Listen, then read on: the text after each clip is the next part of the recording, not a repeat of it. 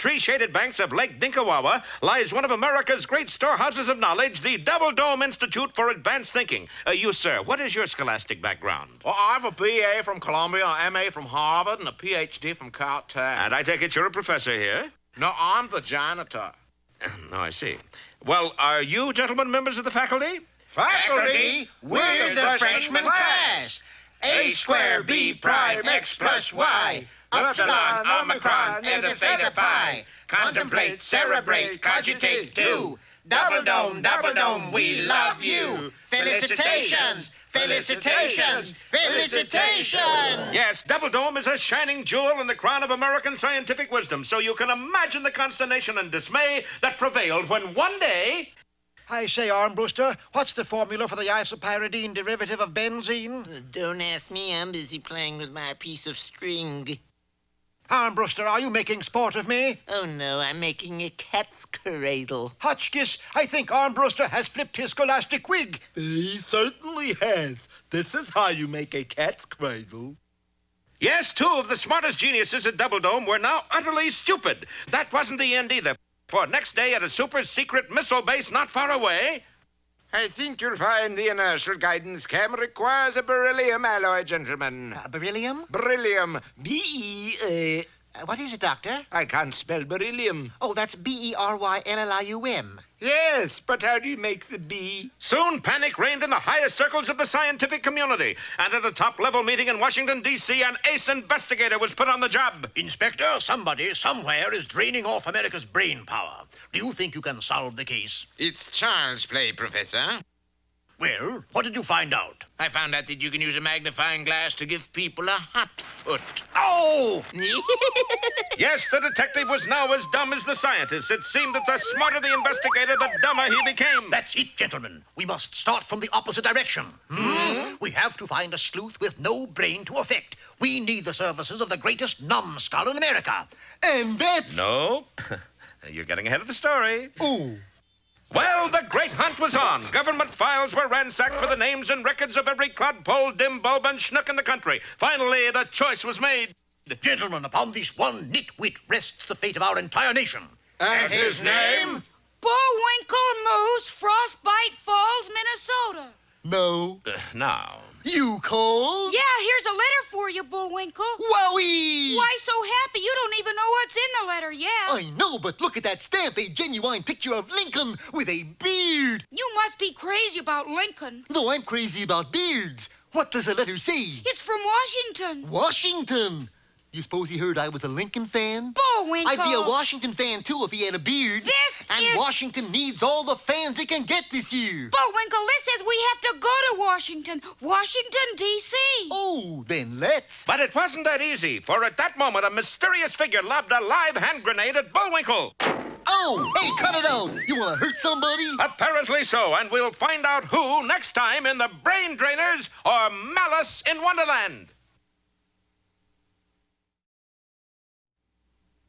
Well, last time, you remember, some of the top scientific minds in the country reverted to being morons who couldn't add 2 and 2.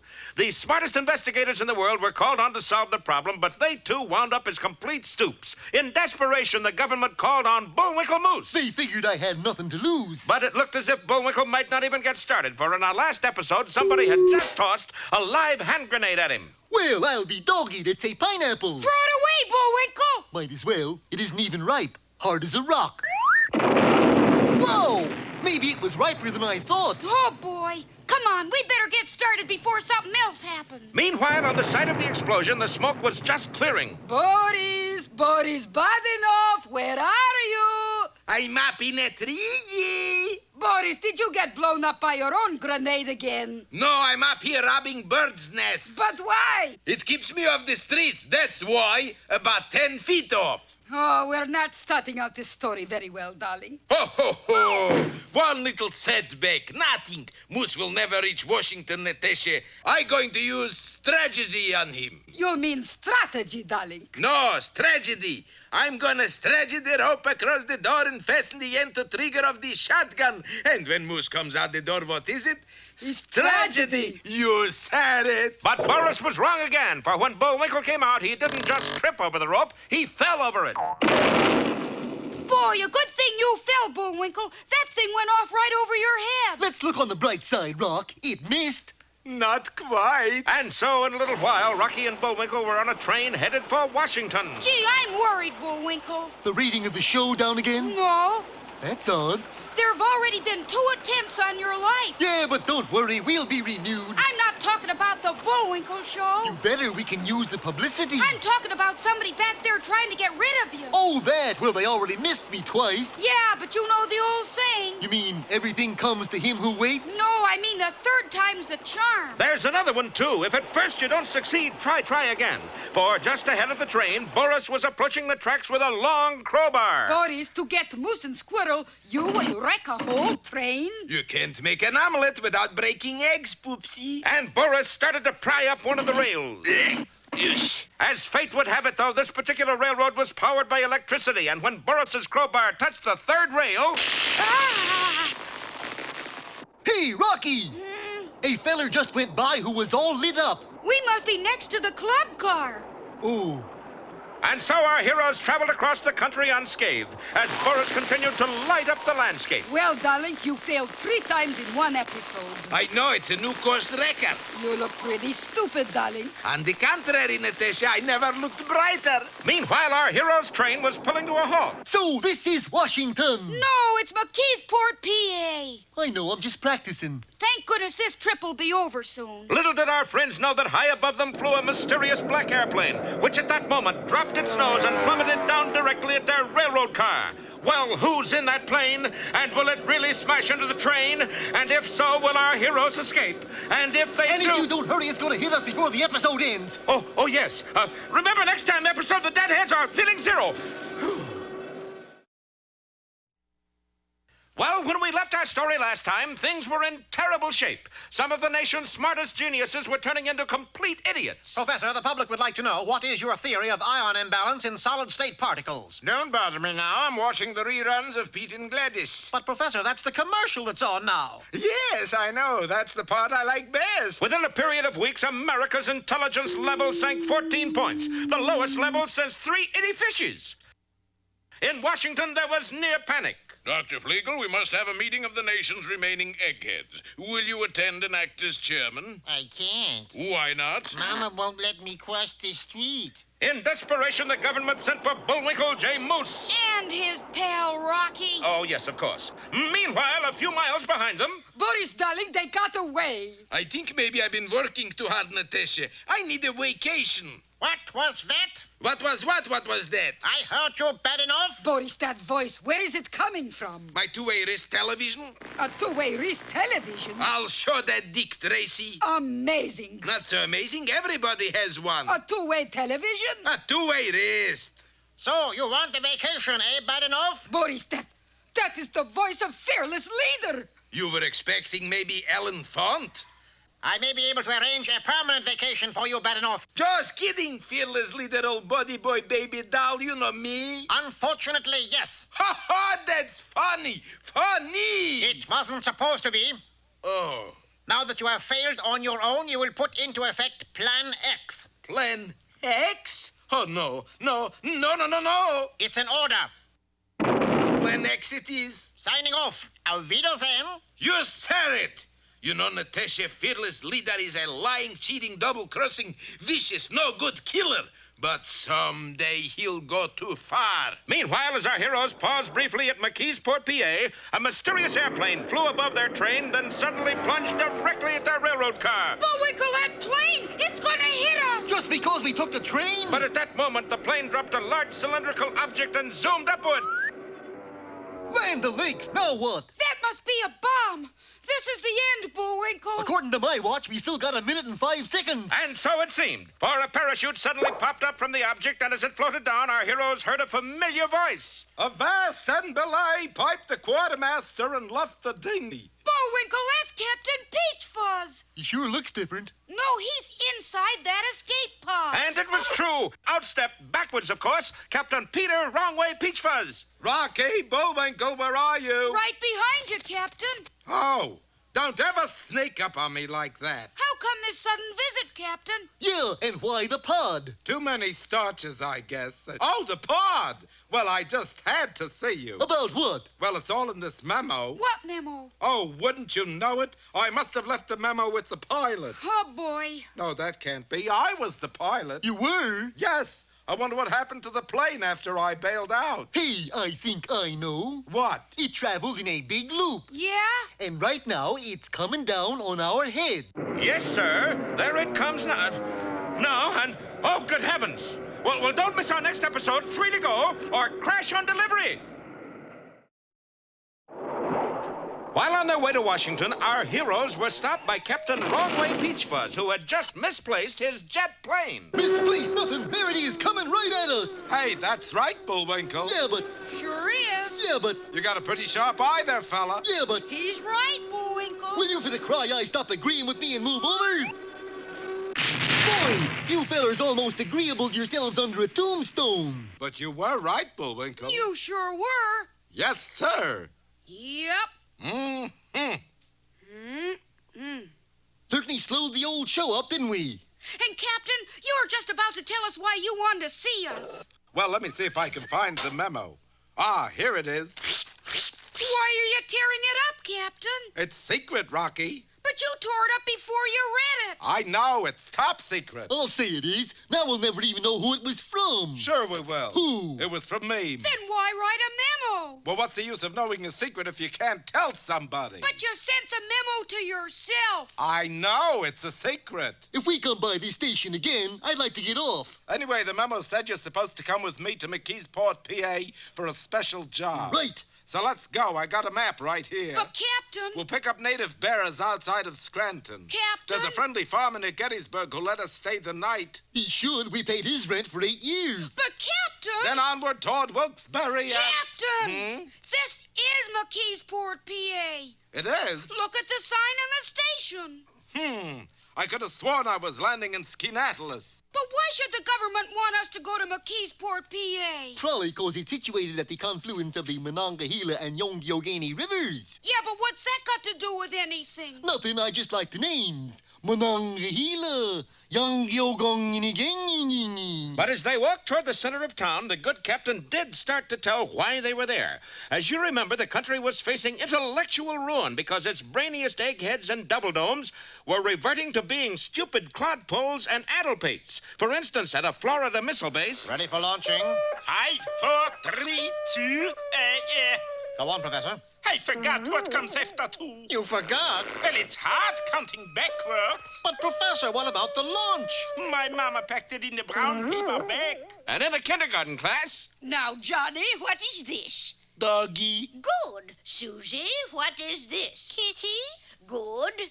Now, Dr. Smallhausen, what is this? Wait, don't tell me. Could it be maybe a goldfish? As a result of this strange malady, U.S. brain power was lagging badly. Hartford University had to cancel its commencement when it found that the chancellor had signed all the diplomas with an X. But, sir, why with an X? It's prettier than a Z. But what's all this got to do with us being in McKeesport, PA? Well, I'll tell you, Rocky. Yes? It's time for ding-dong school. And the captain dashed into a nearby television sales room, plunked himself down before a set, and refused to budge. Bullwinkle, it's happened to Captain Peachfuzz. Whatever it is, he's got it. You mean he's had it? Apparently so. Well, does this mean that the boys are stranded permanently in McKeesport, PA? What a way to die. Things should be clearer next time in McKeesport on the Prod or the Pennsylvania Poker.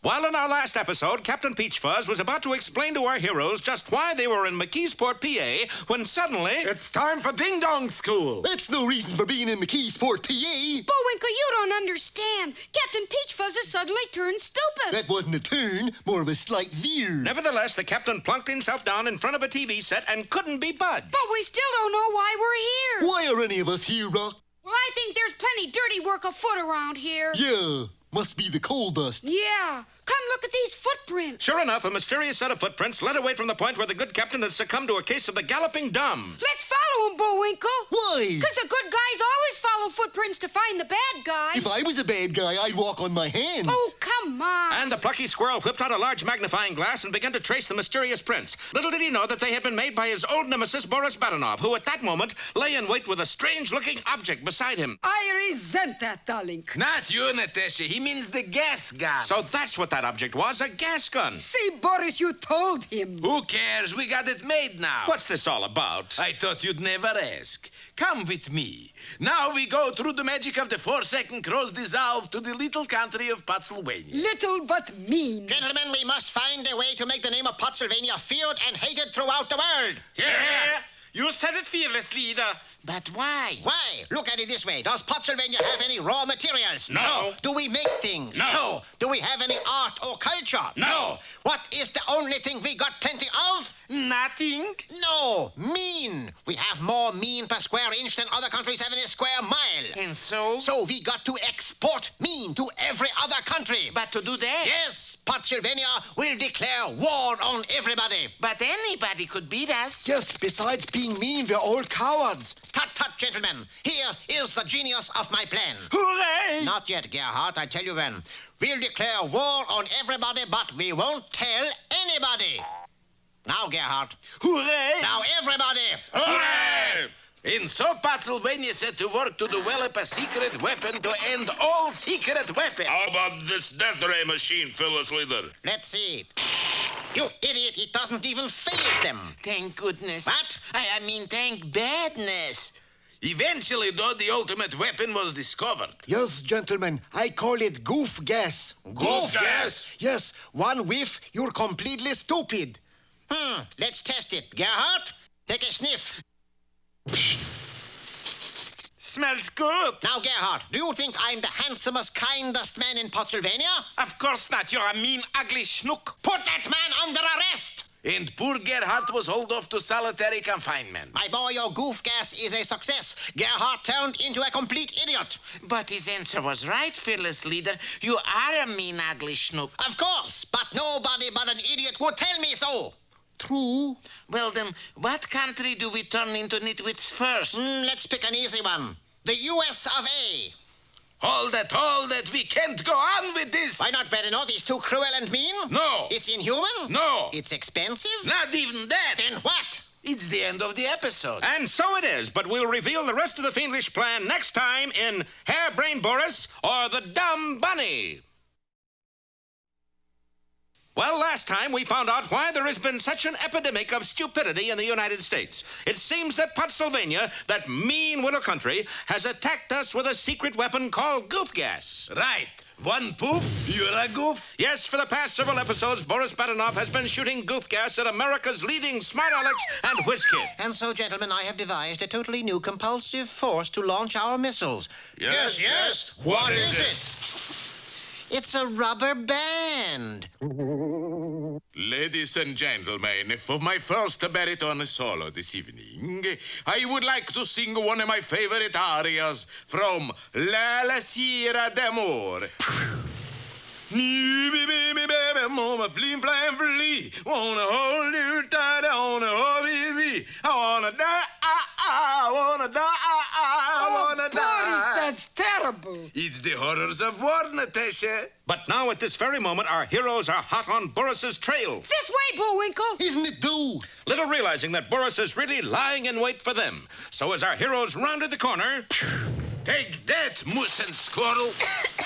Hey, that smells good. Say, Rock, that feller squirted us with perfume. Perfume nothing. I know what that stuff is. Aha, the answer to the plot. And what's more, I know who's doing it. Pray tell all. I know where I've heard that voice before. Wowie! I'll take notes. The villain of this whole show is named... Yes. Gee, I forget. You forget? Forget what? You said you forgot something. Golly, now I even forgot what I forgot. Well, won't need the old notebook anymore. And who are you, stranger? Stranger? Oh, my stars and garters. Boris, one more second and Squirrel would have said your name. Yes, it seems a shame, Natasha. What? I could use the publicity. Why didn't goof gas affect Moose? Because goof gas affects the brain. And? No brain, no effect. It was true. Bullwinkle's built-in stupidity made him the only living creature immune to goof gas. A lot of good that does me. I don't have anybody to feed me a straight line anymore. Tell me about the rabbits, George. You see what I mean? Well, Natasha, we stopped those two busybodies cold. Now on to the hardest part of in this plan. And that is? We're going to take Washington. Darling, that's not hard. No. Look at headline. Boston takes Washington 7-2. Anybody can take Washington. Wait till next year. Come on, Natasha. And the two villains headed off for our nation's capital. A few days later, they were in the Congressional Visitors Gallery listening to the speeches. Mr. Chairman, I'm against all foreign aid, especially to places like Hawaii and Alaska. I demand we increase taxes for everybody under 67. How old are you? 68. We've got to get the government out of government. Well, let's go, Natasha. Go. You're not going to squirt them with goof gas? It's too late. Somebody beat us to it. Then where next? It's going to be big surprise. Surprise indeed, for the two no-goodniks were headed straight for... I said it was going to be surprise. They were headed straight for... Now, where are we going? Gee whiz, now I don't know. Anyway, be with us next time for, be with us next time anyway. Gee. Well, at last we found out why America's scientists, professors, and otherwise guys were attacked with a case of the galloping dumbs. It was all the fault of a mean little man from a mean little country. Go on, say the name. Pottsylvania. Not that name, the other name. Oh, Boris Badenov. Ta-da! Yes, armed with a weapon which fired clouds of a strange substance called goof gas, Boris was lowering the nation's IQ in a hurry. You boys stop playing in that mother. I'll tell your father, the doctor. Lady, that is my father, the doctor. What's more, in our last episode, Boris even managed to get a shot at Rocky and Bullwinkle. The effect on Rocky was immediate. Tell me about the rabbits, George. But the effect on Bullwinkle was negligible. Didn't bother me much either. See? Shortly after that, the two villains headed south toward the nation's capital, but found their goof gas of little use. Mr. Chairman, I propose we set up a $28 million committee to find out why the government is spending so much money. Boris, what he said. You think he's already had some goof gas? Natasha, what he said, that is goof gas. And so the two no-goodniks headed further south toward one of the country's most strategic areas. Welcome to Cape Carnivorous. All spies must register with security officer. Come on. We're not going to register. Who's going to spy? We're just going to sabotage. Halt, who goes there? Watch. Hey, Sonny. It's sure nice to see you on the job there. Here's my pass. But I don't think... Now stand aside, young man. Yes, sir, Mr. President. And the goofy guard allowed Boris and Natasha to enter the top-secret missile base. Be with us next Now, time. just a minute. This isn't the end. No, but it won't be long now. Oh, good heavens. Meanwhile, back in McKeesport, PA... Rocky, baby, speak to me. Sure, who are you? Who am I? So you're wondering, too? I'm your pal, your good ever-so best friend. My best friend? Yeah, now speak to me. Hello, Mom. Mom? A squirrel's best friend is his mother. Boy, I never thought I'd wind up as the smart one on this show. Well, everybody ready to start to work? Yes, it was Captain Peter Peachfuzz. Captain, you're back to normal. Yes, I haven't been there in years either. All those ivy-covered halls. Where? At Normal, of course. Waxahachie Normal, my old alma mater. I mean, you don't have the galloping dumbs anymore. Oh, those. No, I recovered in about 2 days, Bullwinkle. 2 days? Then that means in a little while Rocky will be back to normal. I didn't know he was an alumnus. He's not, he's a squirrel. And sure enough, at that moment, our little hero shook his head and said... Hey, I'm back to normal. Oh, Waxahachie, fair and proud, thy sons and daughters sing out loud. Hey, what's with Captain Peachfuzz? He's back to normal, too. Our praise for you will never cease. All hail magenta and cerise. But what happened? We know what happened, so let's see what Boris and Natasha are up to. We're up to about 75 feet from home plate. Good heavens, those two miserable loafers are sneaking up on one of our missile launch control centers. What else? You expect us to sneak down? Well, we'll find out just what devilment they have in mind next time in 5, 4, 3, 2, 1, or the Quick Launch Counter. Well, last time, Boris and Natasha had managed to smuggle their goof gas gun onto one of our secret missile bases. Oh, is there no way they can be stopped? Only if the show is canceled, buddy. In that case, go ahead. This way, Natasha. Where to, Boris? To the main control center. Halt! Who's there?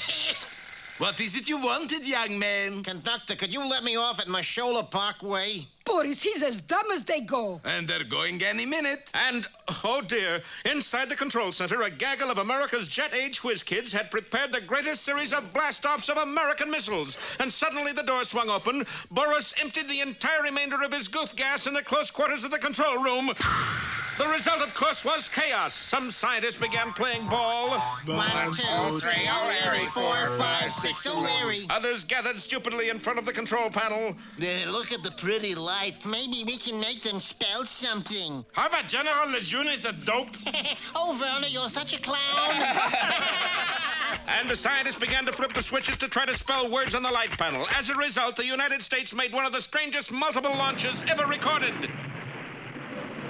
Unfortunately, they all had one thing in common. They were all headed for parts of the United States itself. Bullwinkle, we have to change the course of these missiles. A good idea. Some plucky fella's got to shift them off course. True. Bullwinkle, will you for heaven's sake ask me how we're going to do it? Oh, of course. But, gee, Rock, how are we going to do it? Boy, try to be a modest hero in this program. Okay. How? I fly up to those missiles and direct them somewhere else. It'll never work. What makes you say so, Captain? Oh, I'm just helping to build up suspense. Ready, Bullwinkle? Ready, Rock. Then hurry! Oop! And the plucky squirrel hurtled up, and up. Faster and faster he went until he began to trail a thin black plume behind him. Hokey smoke! Smoke! Yes, he was going so fast that the friction of air was beginning to singe his fur, but that didn't stop our boy. Squirrel! Approaching the first missile, he shoved his nose violently to one side. Then he did the same with another, and still another, until he had redirected every missile out over the ocean. Then down he plunged, getting hotter and hotter. Heavens to Eliza, he's a little fuzzy comet. Fortunately, when the now almost hairless Rocky returned to Earth, Bullwinkle was waiting with a tub of water. Meanwhile, Boris was already in touch with the dictator of Pennsylvania. You should have seen those crazy missiles, Chief. All directions at once. And where are they all aimed now, Badinov? Where are they all aimed now? Who knows? Who knows? I'll tell you who knows. I know. Boris, all those missiles landed right on Pennsylvania. Well, time for a little vacation, Natasha. Where? How about the South Pole? You know, Boris, this makes us look pretty stupid. But there's one way you could look smarter, Natasha. How's that, darling? Shut up, you mouth! And back in Frostbite Falls... Gunny sacks, Rock. You've been appointed a official astronaut. That's astronaut. Funnier my way. Oh, it was nothing that any patriotic flying squirrel wouldn't have done. Rocky, there's only one word to describe a hero like you. And that is? Bold. Be with us next time for the further adventures of Rocky the Flying Squirrel and his pal Bullwinkle. Hooray! Hey, that's me. Well,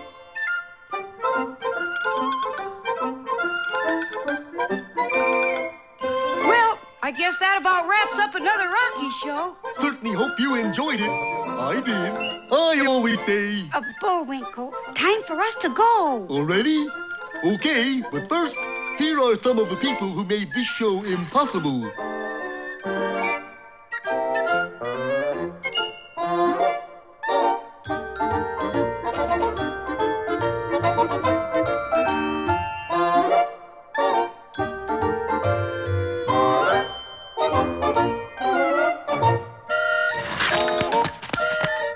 That's not all. The fingers get tired.